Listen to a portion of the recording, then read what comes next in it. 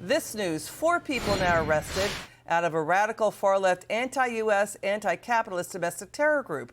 It's called the Turtle Island Liberation Front. They were charged with planning to simultaneously detonate 5 pipe bombs in backpacks at 5 locations on New Year's Eve in Los Angeles and Orange County. They allegedly began assembling their IEDs in the Mojave Desert. One of them had bought potassium nitrate on Amazon using a burner account.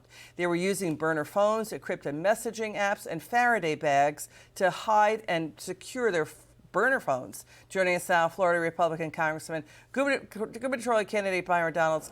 Congress, good to see you. They also intended to attack ICE after this New Year's Eve plot. What's your reaction to this news?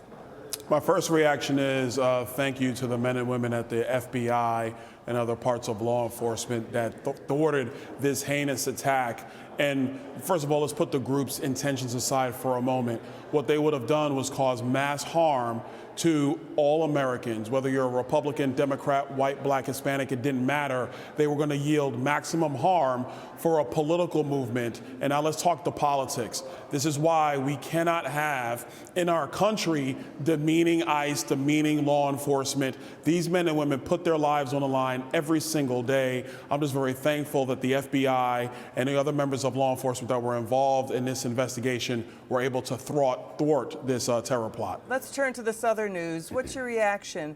You know, we had reported last week, according to the National Counterterrorism Center, they're saying Joe Biden let in 18,000 known or suspected terrorists into the U.S. President Trump has condemned the anti-Semitic Sydney, Australia terror attack. At least 16 dead, more than 3 dozen injured. Islamist extremists, a father and son, reportedly backed by an Iranian terror cell, shot at a Jewish celebration on the first night of Hanukkah.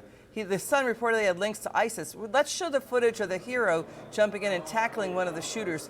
They were shooting for more than 10 minutes. What do you make of this story?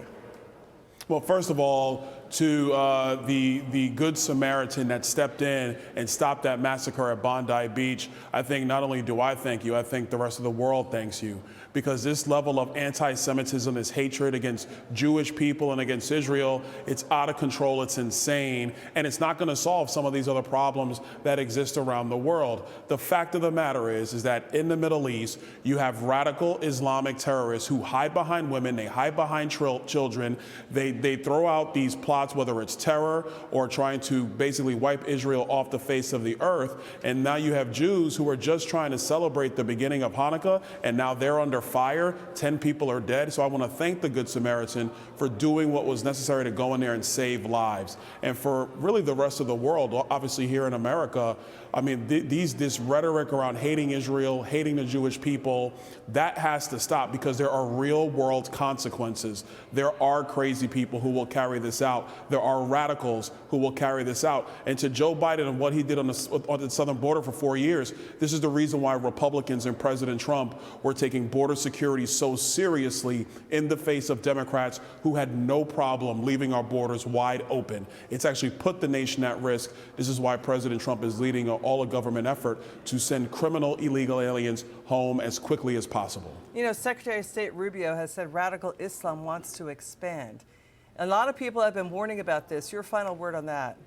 They do want to expand. Do you think radical Islam went away simply because Hamas was basically beat down over the last couple of years? No, it was just the same Hamas leadership that sent their soldiers into southern Israel to rape, to murder, to pillage, and to take hostages. Those are the facts. And so I think it's important for people to understand that radical Islam is not done. They still want to take out the little Satan and the big Satan.